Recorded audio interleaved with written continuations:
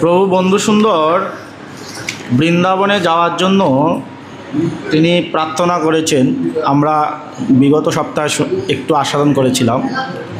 তো এবারের আস্বাদনটা হলো ওই আরেকটা প্রার্থনাই, মানে আমরা বৃন্দাবনে কিভাবে যাব, ওইটা আমরা গিয়ে কি করব ওইটা প্রভু প্রকাশ করেছেন, মানে বৃন্দাবনে যাওয়ার প্রার্থনা।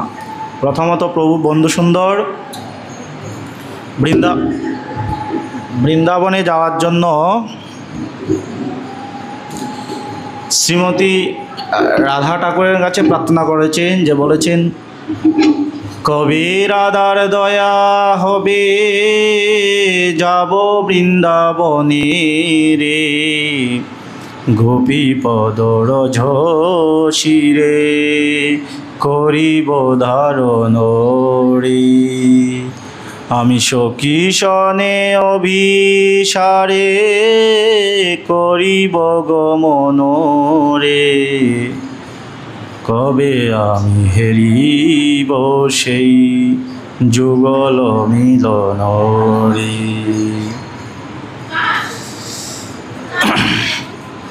তো প্রভু বন্ধু সুন্দর রাধার উপরে ডিপেন্ড করে আমাদেরকে বলছেন যে আমরা যদি বৃন্দাবনে যেতে চাই, সর্বপ্রথমেই বৃন্দাবনেশ্বরী শ্রীমতী রাধা ঠাকুরানীর কৃপা চাই। কারণ বৃন্দাবনেশ্বরীর কৃপা না হলে বৃন্দাবনে প্রবেশ করার যে অনুমতি সেটাই নেই। শ্রীধাম বৃন্দাবনে ভগবান শ্রীকৃষ্ণ অবতীর্ণ হয়েছিলেন এই রাধার সাথে প্রেমলীলা বা প্যারির সনে একসনে যে প্রেমলীলা সেটা করার জন্য।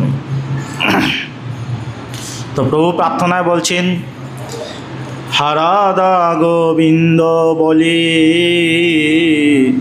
কবে ব্রজে যাব, আমি ব্রজে যে যাব রে, আমার দেহ মন প্রাণের আশা, আমি ব্রজে যে যাব রে, আমার আশা কি হবে নৈরাশা, আমি ব্রজে যে যাব রে, রাধা গোবিন্দ বলি কবে ব্রজে যাব। প্রভু বন্ধু সুন্দর তারপর বলছেন যে রাধা গোবিন্দ বলি কবে ব্রজে যাব। প্রভু এই বাণী দিয়ে বা এই পদ দিয়ে বুঝিয়ে দিয়েছেন যে প্রভু অনেক দিন ধরে পিপাসার্থ, অনেক দিন ধরে তৃষ্ণার্ত, অনেক দিন ধরে ক্ষুধার্ত। যেই ক্ষুধাটা মিটবে একমাত্র বৃন্দাবনে গেলে। তাই বলছেন যে আমি কবে যাব। কার কৃপা হলে? রাধা গোবিন্দের কৃপা হল। প্রথমে রাধা গোবিন্দ বলে, রাধার কৃপা হলে রাধা গোবিন্দ বলে কবে ব্রজে যাব। গিয়ে কি করবে? প্রভু বন্ধু সুন্দর মানে আমাদেরকে নির্দেশ দিয়েছে যে আমাদের কি করব। প্রভু ভক্ত হয়ে ভগবান হয়েও ভক্তের মতো আচরণ করছেন, তিনি হরি হয়েও হরি বলছেন আমাদের শিক্ষার জন্য। গিয়ে আমাদের কি করণীয় প্রভু নিজে প্রকাশ করেছেন। আমি অতুলয় মূল্যর যে এ দেহ লুটাব, আমি অতুলয় মূল্যর যে এ দেহ লুটাব, আমি দেহ লুটাইব রে, ওরে অতুলয় অমূল্যর যে আমি দেহ লুটাইব রে, ও সেই ব্রজগোপীর পদর যে আমি দেহ লুটাইব রে, ওরে অতয় মূল্যর যে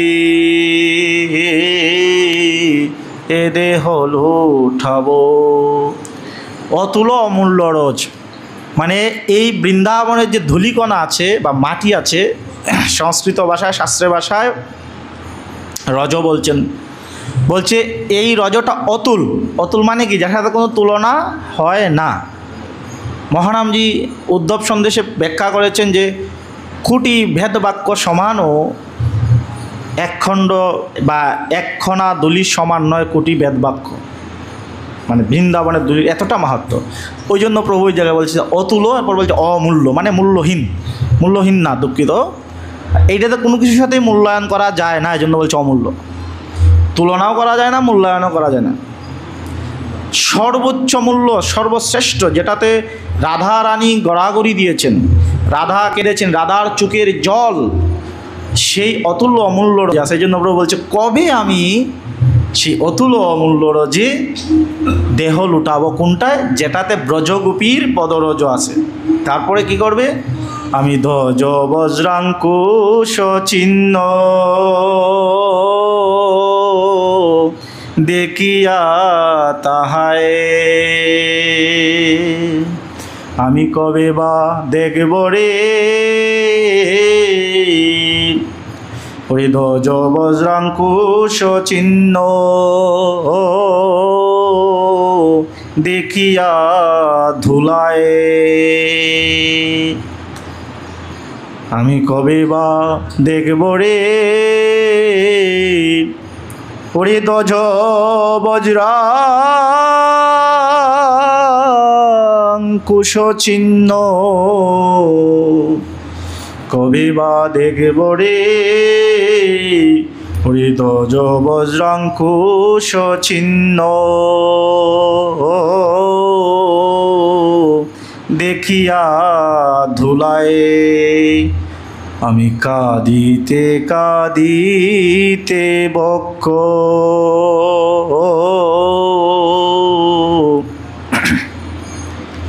পাতিব তাহায়, আমি কাঁদিতে কাঁদিতে বক্ষ পাতিব তাহায়, আমি বুক পেতে যে দিব রে আমার বাঁকা সখার পদ চিহ্নে, আমি বুক পেতে যে দিব রে ওরে ধ্বজ বজ্রাঙ্কুশ চিহ্নে, আমি বুক পেতে যে দিব রে আমার প্রাণকান্তের পদ চিহ্নে, আমার রাধাকান্তের পদ চিহ্নে, আমি চিহ্ন হেরি লইব চিনে, আমি ধ্বজ বজ্রাঙ্কুশ চিহ্নে ওরে কাঁদিতে কাঁদিতে বক্ষ পাতিব তাহায়, ধ্বজ বজ্রাঙ্কুশ চিহ্ন ও দেখিয়া ধুলায়। ভগবান কৃষ্ণ যে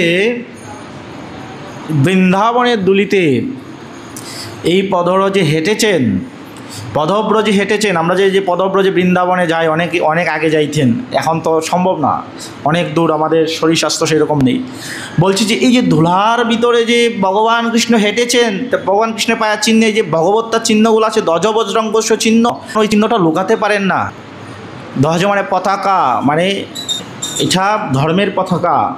বজ্র বজ্র অঙ্কুশ অস্ত্র চিহ্নগুলি, এইসব চিহ্ন অনেকগুলি আছে, ভগবত্তার লক্ষণ, এগুলো ভগবান লুকাতে পারেন না, সে যে দেহ নিয়েই আসেন। তো বলছি যে আমি এই ধ্বজ বজ্রাঙ্কুশ চিহ্ন দেখায় আমি আমার বাঁকা সখাকে চিনে নিব, আর এই ধ্বজ বজ্রাঙ্কুশ চিহ্ন দেখেই দোলার মতে আমি কেঁদে কেঁদে আমার নিজের বক্ষটা ওইদিকে পাতিয়ে দিব। আর আমি ওই দজ বজ্রাঙ্ক চিহ্ন দেখেই আমার বাঁকা সখাকে, রাধাকান্তকে, প্রাণকান্তকে চিনে নেব। এই ভগবানকে চেনা যায় কি লক্ষণে? ঠিক আজও সেই বৃন্দাবনে এই দজ বজ্রাঙ্ক চিহ্ন আছে, এখনও আছে। যদি মরমী ভক্ত হয় তাহলে সেই ধ্বজ বজ্রাঙ্কুশ চিহ্ন আর রাধার চরণের নূপুরের যে ধ্বনি আছে, শুধু বংশীর ধ্বনি আজও বৃন্দাবনে বাঁশি বাজে, কথাটা শুনি, কিন্তু নূপুরের ধ্বনি বাজে, ওইটা বলি না, নূপুরের ধ্বনিটাও বাজে, ওটাও শুনতে পারবো আমরা যদি রাধারানীর কৃপা হয়। আমরা অনেক দেখব যে বৃন্দাবনের অনেক সিদ্ধ বাবাজিরা আছেন, অনেক জীবনী পাওয়া যায়। যদি ভক্তমাল গ্রন্থ পড়ি পাওয়া যাবে, ওনারা রাধার, স্বয়ং রাধারানীর স্পর্শ পেয়েছিলেন, দর্শন পেয়েছিলেন। তো বলছে যে ওই রকম করে চিহ্নগুলো এখনও আছে, চিহ্ন দেখে আমি লইব চিহ্নে। এরপরে কি করব? সানন্দেব শিব কেলি কদম্ব ছায়ায় আমি বসে যে রইব রে, ওরে কেলি কদম্বের থলে আমি বসে যে রইব রে, ও সেই কালিন্দী যমুনার কূলে আমি বসে যে রব রে, ওরে সানন্দে বসিব কেলি কদম্ব ছায়ায় আমারা কি জলয় উপহার ও দিব যমুনায়, আমারা কি জলয় উপহার দিব যমুনায়, আমারা কি জল যে দিব রে, ওরে যমুনা তটিনী জলে আমরা কি জল যে দিব, আমি ডাকব রাধা কৃষ্ণ বলে, ওরে যমুনা তটিনীর জলে আমি কাঁদব রাধা কৃষ্ণ বলে, ওরে যমুনা তটিনীর জলে আমি কাঁদব রাধা রাধা বলে, ওরে যমুনা তটিনীর জলে সানন্দে বসিব কেলি কদম্বের ছায়ায় আমারা কি জলয় উপহার দিব যমুনায়। তারপর পদচিহ্ন দেখে কেলি কদম্বের তলে আনন্দে বসব, আনন্দের সহিত বসে কি করবে? কেলি কদম্ব মানে বৃন্দাবনের শ্রেষ্ঠ বৃক্ষ, কিন্তু তুলসীর পরেই কিন্তু তুলসী তো বৃন্দাবন শ্রেষ্ঠ বৃক্ষ, এরপর আছে কেলি কদম্ব। প্রভু বন্ধু সুন্দর বলছেন, জয় বৃন্দাবন আনন্দ কানন কেলি কদম্ব বিশাল, বিশাল আকারে কেলি কদম্ব বৃক্ষ পাওয়া যায়। আঙ্গিনা একটা কেলি কদম্ব বৃক্ষ আছে, বলেন তো তাই? আমি একদিন বলেছি, হ্যাঁ ওইটা কেলি কদম্ব বৃক্ষ।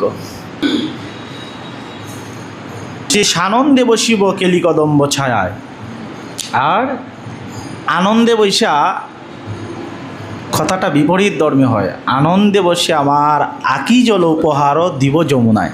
যমুনার কি জলের অভাব আছে? প্রভু বন্ধু সুন্দর নির্দেশ দিয়েছেন, যদি আমরা বৃন্দাবনে যাই যমুনার জল পান করতে হবে, নিত্য যমুনা জল পান। যদিও অনেকটা জায়গায় নদীর জল দূষিত হয়ে গেছে, কারণ বৃন্দাবনের কিছু এলাকায় ইন্ডাস্ট্রি হয়ে গিয়েছে। তবে বৃন্দাবনের জায়গায় মূল যমুনা, ওই জায়গায় কিন্তু অতটা দূষিত হয় না, ওইটা খাওয়া যায়। প্রভু বন্ধু সুন্দর নির্দেশ দিচ্ছে ওই যমুনার জল খাওয়ার জন্য। কারণ এই যমুনার কুল বা কালিন্দী কুল বিষমুক্ত করেছিল ভগবান কৃষ্ণ নিজে থাকতেই, এখন আর বিষ নেই। কিন্তু আমরা এখন প্রকৃতিকে দূষিত করে ফেলছি। যাই হোক, তো যমুনাকে কিভাবে আমরা আকি জল দেব? যমুনার তো জলের অভাব নেই, তাকে কেন জল দিতে বলছেন? কারণ প্রভু এই কারণেই বলছেন, আমাদের নয়নের জল পেয়ে যমুনা যদি ধন্য হয়, যমুনা ধন্য হলে ভগবান কৃষ্ণ দেখবেন যে আমরা তার জন্য কতটুকু নয়নের জল ছাড়তে পারি। যমুনার জলের অভাব নেই, নয়ন জল দিয়ে কী হবে? তার নয়ন জল দিয়ে সে ধন্য হবে। আর এই নয়নের জলটা ফেললে বৃন্দাবনে গিয়ে ভগবান কৃষ্ণ খুশি হবে। রাসের মধ্যে এই কথাটা বলছিল, হে গোপীগণ, তোমাদের নয়নের জল দেখে আমি আনন্দিত হই। কারণ গোপীদের পাল্টা প্রশ্ন ছিল, তুমি কেমন মানুষ? তুমি মানুষ হও আর ভগবান হও, নয়নের জল দেখে কেউ আনন্দিত হয়, এইরকম মানুষ জগতে দেখিনি। বলছে এইটাই আমার আনন্দ। তা আমরা যখন ভগবানের জন্য নয়নের জল ফেলি, ভগবান তখন হাসেন, আনন্দিত হন।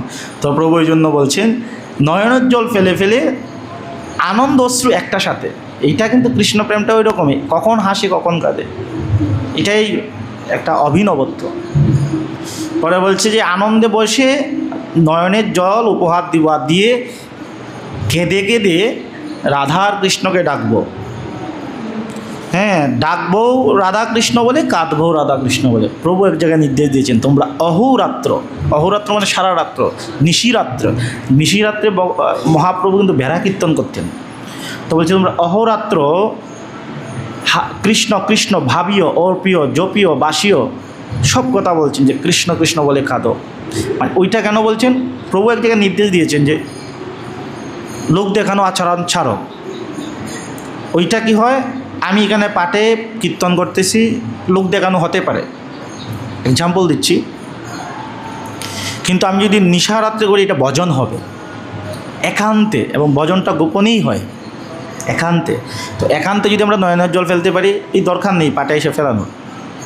আমরা অনেক পাটে আসি না, যে বলে অনেক মানুষ আছে এরকম লজ্জাবোধ করে, সমস্যা নাই, লজ্জাবোধ করার দরকার নেই। আপনি যদি মনে মনে একা একা গভীর সময়ে, সে হয় সকালবেলা হোক, মঙ্গল আরতির সময় হোক, এই গ্রন্থগুলো পড়ে আপনি আস্বাদন করতে পারেন, তাহলে সেই ফলটা লাভ হয়ে যাবে। এটা হলো অন্তর অনুভূতির শ্রেষ্ঠ জায়গা। এরপরে বলছেন, প্রদক্ষিব বৃন্দাবন নিদুনি কুঞ্জ কানন বংশীবট যমুনা পলিন। আমি প্রদক্ষিব গো, কি বলে প্রদক্ষিব? আমি জয় রাধা শ্রী রাধা বলে, আমি প্রদক্ষিব গো,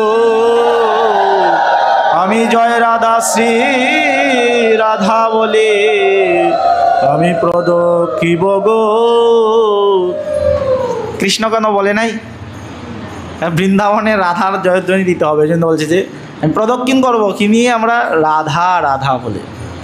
হ্যাঁ, এরপরে বলছেন 84 ব্রজকোষ পরিক্রমা করবো, তো একটু কিছুদিন পরে যদি চলে যাই, সেজন্য জানি না বৃন্দাবন থেকে ফিরতে পারবো কিনা। আমার ইচ্ছা আছে, মনের কথা বলছি, বৃন্দাবনে যদি একবারে আমার দেহটা ওখানে চলে যায়, আমি খুব খুশি হব। এই জন্যই কথাগুলো বলে যাচ্ছি। জানি না কতদিন বাঁচবো, মৃত্যুটা কার কাছে আছে। আমার ইচ্ছা আছে বৃন্দাবনে গিয়ে সেম এই গানগুলো গাইব, আমার ফেসবুকে আমি ছাড়বো। যে যে জায়গায় যাব, প্রভুর অনেকগুলি পদ আছে, কোন কোন জায়গায় কী কী গান গাইতে হবে প্রভু এগুলো লিখে দিয়েছেন। এরপরে বলছেন, গিরিরাজ গোবর্ধনী নমিব প্রফুল্লমণি শ্রীকুণ্ডের হব সম্মুখীন। আমি শ্রীকুণ্ডের হব সম্মুখীন, আমি প্রণমিব রে ওরে গিরিরাজ গোবর্ধনে, আমি প্রণমিব রে ওরে মধুর কুসুম বনে, আমার শ্যামকুণ্ড দর্শনী, জয় রাধা কুণ্ড দর্শনী, ওরে গিরিরাজ গোবর্ধনে, গিরিরাজ গোবর্ধনে, নমিব প্রফুল্ল মনে, শ্রীকুণ্ডের হব সম্মুখীন। গিরিরাজ গোবর্ধনকে কিভাবে প্রণাম করব? নমিব মানে প্রণাম করব, প্রফুল্ল মনে মানে আনন্দিত মনে। গিরিরাজ গোবর্ধন কিন্তু কৃষ্ণ। কৃষ্ণ তো বাবাকে বলতে পারে না, বাবা তুমি আমার পূজা করো, বাবাকে তো বলা যায় না। হ্যাঁ বলছে তুমি বাবা গোবর্ধন পর্বত পূজা করো, পর্বতটাই ভগবান। বাবাকে তো বলা যায় না, নিজের বাবাকে তো পূজার কথা বলা যায় না। তো বলছে ইন্দ্রের পূজা করে লাভ নাই, আর ইন্দ্রের পরিবর্তে বলতে পারে না আমার পূজা করো, তুমি গোবর্ধনকে পূজা করো। গোবর্ধনের মাধ্যমে কি হয়? গাভীরা ঘাস পায় আর আমরা ওইটার থেকে ফলমূল পাই, আর গোবর্ধনের পর্বতে এখানে বৃষ্টি হয়। তো বাবাকে তো আর বলতে পারে না বাবা বৃষ্টিটা কিন্তু আমিই দিই, ইন্দ্রের কোনো ভূমিকা নাই। তো বলছে ওই জায়গায় বাবু বলতেছেন যে গোবর্ধনের মহিমা প্রকাশ করেছেন, নমিব গিরি গোবর্ধনে প্রফুল্ল মনে। এরপরে কোথায় যাব? সব বলছে যে শ্রীকুণ্ডেরও হব সম্মুখীন। শ্রীকুণ্ড মানে রাধাকুণ্ড, এরপরে যাব শ্যামকুণ্ড। যদিও দুইটা পাশাপাশি, হ্যাঁ, অর্থাৎ প্রভু বন্ধু সুন্দর রাধা বলতেন না, তো ওই জন্য শ্রী বলছেন ওই জায়গায়। শ্রী বলতে এখানে লক্ষ্মীকে বোঝায় না, শ্রী বলতে এখানে রাধাকে বোঝায়। এরপরে বলছেন ওইখানে কি করব? শ্যামকুণ্ড তীরে বসে আমি সরি বসে কালো শশী,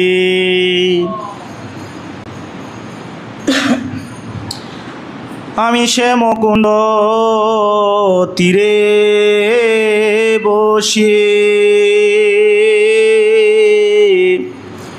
সরি বসে কালো শশী, রাধাকুণ্ড রূপিণী কিশোরী,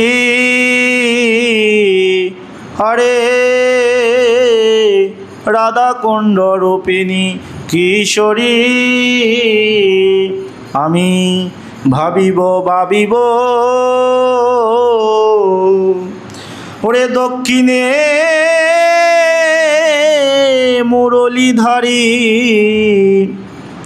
আমি ভাবিব ওরে বামে প্রাণে শরী প্যারি, ওরে চৌদিকে গোপ কুমারী, ওরে বামে প্রাণে শরী প্যারি, চৌদিকে গোপ কুমারী, শ্যামকুণ্ড তীরে বসি আমি সরি বসে কালো শশী, রাধাকুণ্ড রূপিণী কিশোরী। রাধাকুণ্ড দর্শন করে শ্যামকুণ্ডে যাব, শ্যামকুণ্ড তীরে বসে কী করবো? সরিব সে কালো শশী। সরিব মানে স্মরণ করব, কালো শশী মানে কৃষ্ণ, কালাচাঁদ যাকে বলা হয়। আর রাধাকুণ্ড রূপিণী কিশোরী, অর্থাৎ রাধার কুণ্ড আর রাধা একই, কিশোরী মানে রাধা। কিশোরী রাধিকা মোহন হে, অর্থাৎ রাধা কুণ্ডটাকে প্রভু বন্ধু সুন্দর এখানে বলছেন রাধাকুণ্ড রাধা একই, রাধাকুণ্ড রূপিণী কিশোরী। এবারে কীভাবে ভাববো? দক্ষিণে মুরলীধারী মানে ডানে, মুরলীধারী মানে কৃষ্ণ, আর বামে প্রাণেশ্বরী প্যারি মানে রাধা, আর চারদিকে কীরকম আমাদের ভাবনাটা, চারদিকে ঘিরে ঘিরে গোপকুমারী অর্থাৎ গোপীগণ। কি সুন্দর কথা! কোথায় ভাববো এটা? রাধাকুণ্ডকে শ্যামকুণ্ড তীরে। এরপরে খুব সুন্দর কথা বলছেন, কে দে রাধা কুণ্ড নীরে,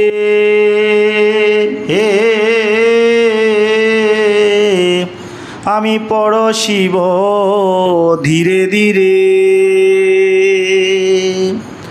আমায় দেখা কি দিবেন প্রাণেশ্বরী, আমায় দেখা কি দিবেন প্রাণেশ্বরী, আমায় দেখা কি দিবেন গো ওরে বৃন্দাবনে শরী রাধা, আমায় দেখা কি দিবেন গো ও সেই রাশে রাধা, আমার গুছিবে মনের বেতা, ও সেই রাশেশ্বরী রাধা গুছিবে মনের বেতা, আমায় দেখা কি দিবেন গো।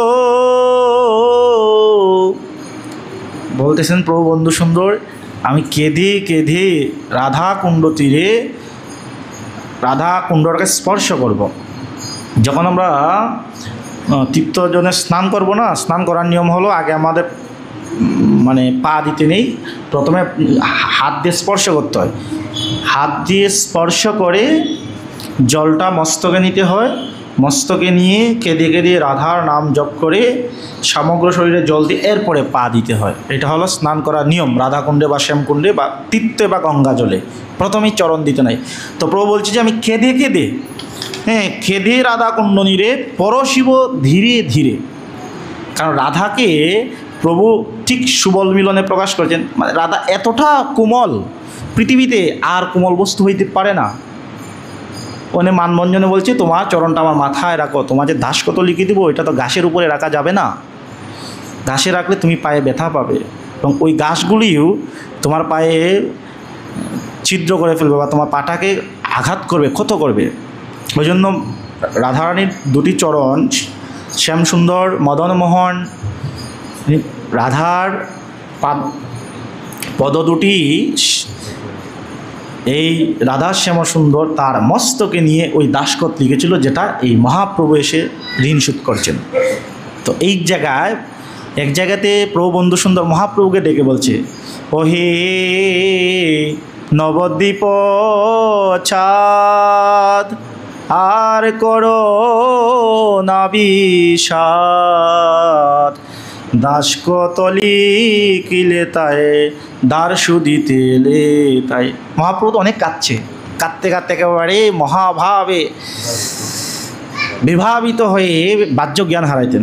তো প্রভু বন্ধু সুন্দর ওই কান্না দেখে বলছে, আরে মহাপ্রভু তোমার এখন কেঁদে লাভ নেই, তুমি যে ঋণী, এই ঋণটা শোধ করতে আইছো, ঋণ শোধ করার সময় কাঁদতে হয়।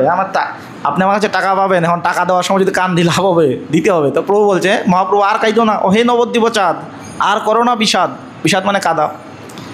তুমি তো দাসকত লিখেছিলে ওই রাশের সময়, এবার শোধ করো, মানে এই হরিনাম প্রচার করো। এরপরে বলছেন যে এই আমাদের মনের ব্যথা গুজবে একমাত্র রাধার দর্শন পাইলেই। তো প্রভু কৃষ্ণকে কেন বললেন না? প্রভুর যতগুলি পদ আছে, প্রায় 450-র উপরে পদ, সব কটা পদ এসেছে একটাই কথা, উনি কৃষ্ণকে হাইলাইট করেনি। কৃষ্ণকে আনছে কীভাবে? রাধা মাধব বলে, রাধা গোবিন্দ বলে, রাধা মদন মোহন বলে, পরে এনেছে, আগে রাধাকে এনেছে। রাধা কুণ্ডরূপিণী রাধা, কথাটা কি মধুর কথা। তা রাধাকে তো আমরা পাবো না।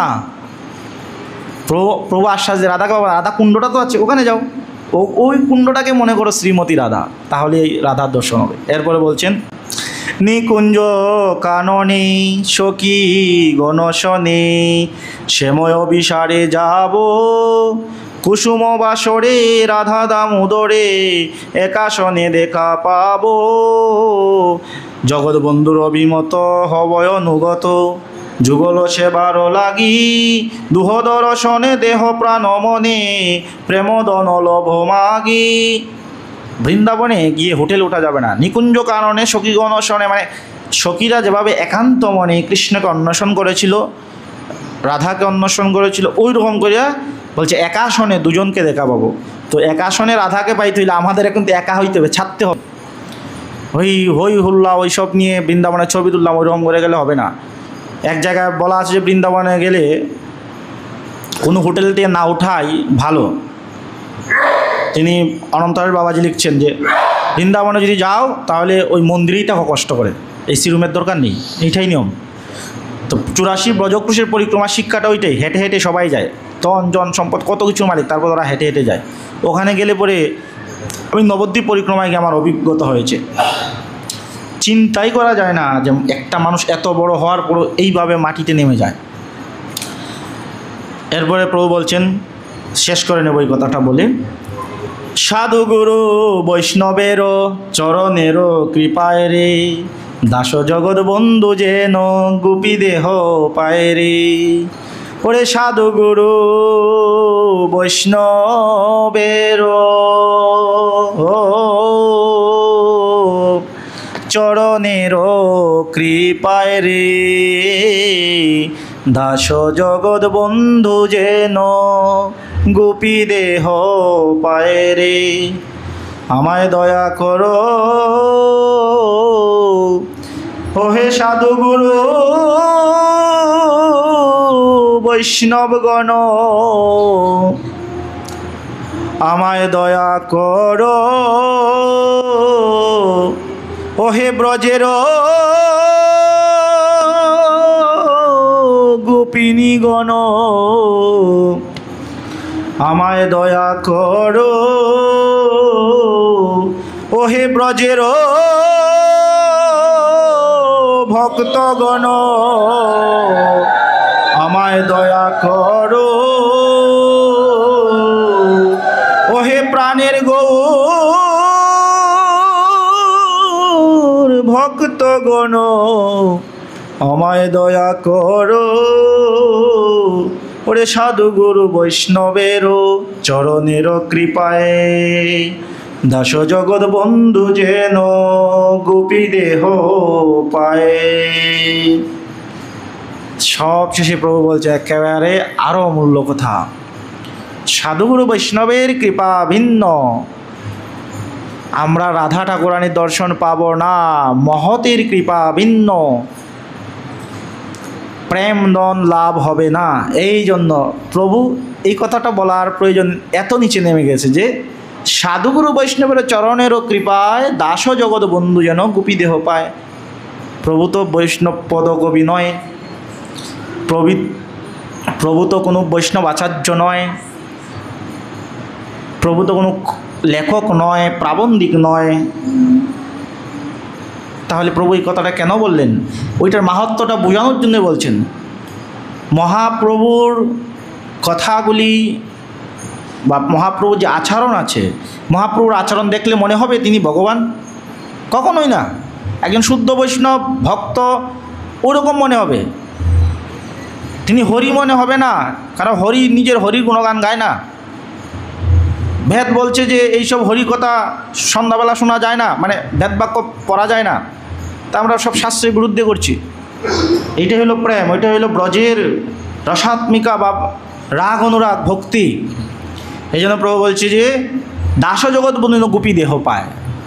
গোপী দেহ পাওয়া এত সোজা? তো প্রভু নিজেই তো নিতাই গৌর গোপী রাধেশ্যাম সব মিলিয়ে এক হরিনাম, হরিনাম প্রভু জগৎ বন্ধু, এটা প্রভুর স্টেটমেন্ট। তো তিনি আবার গোপী দেহ পাওয়ার চিন্তা করেন, আমাদেরকে বলছেন আমাদের সবশেষের বাসনা হলো গোপী দেহ লাভ করা। গোপী দেহ লাভ হলে কী হবে? গোপীরা কিন্তু এখনও সেই গোলক বৃন্দাবনে কৃষ্ণকে ঘিরে ঘিরে ওই রাস হচ্ছে, ওখানে কৃষ্ণকে দর্শন করছেন, তাদের সারূপ্য সাজুজ্য সব রকম মুক্তি হয়ে গেছে। আর ওটা মুক্তিও না, ওটা একমাত্র কৃষ্ণের চরণ সেবার বাসনা। এই জন্যই বলছেন যে প্রভু শেষে বলছেন যে হে ব্রজের ভক্তগণ আর সাধুগুরু বৈষ্ণবগণ, ব্রজের গোপিনীগণ, শেষে বলছে ওহে গৌর ভক্তগণ তোমরা আমায় কৃপা। তো সাধুগুরু বৈষ্ণবের কৃপা না হলে জীবনে এই ভক্তিমার্গে কোনো কিছুই লাভ হবে না। তো সবাই আপনারা আমার জন্য কৃপা করবেন, প্রভুর চরণে প্রার্থনা করবেন যেন ভক্তি জীবনটাকে আরও সুদৃঢ় করতে পারি, ধরে রাখতে পারি। আর রাধারানীর চরণে প্রার্থনা করবেন যেন আমার শ্রীধাম বৃন্দাবন ধাম দর্শন হয়। আর আমার প্রভুর নিকটে আপনাদের সকলের জন্য প্রার্থনা, সবার যেন বৃন্দাবন ধাম দর্শন হয়, বৃন্দাবন ধাম দর্শন না হলে বৃন্দাবনেশ্বরীর জন্য কৃপা হয়। এই প্রার্থনা রেখে আজকের ভাগবতী আলোচনা এখানে বিশ্রাম রাখি। জয় জয় নিতাই গৌর সীতানাথ প্রেমানন্দে আনন্দে হরি হরি বল। জয় জয় জগৎ বন্ধু সুন্দর প্রেমানন্দে হরি হরি বল। নিতাই গৌর প্রেমানন্দে হরি হরি বল। জয় বৃন্দাবন আনন্দ কানন কেলি কদম্ব বিশাল। জয় বৃন্দাবন আনন্দ কানন কেলি কদম্ব বিশাল।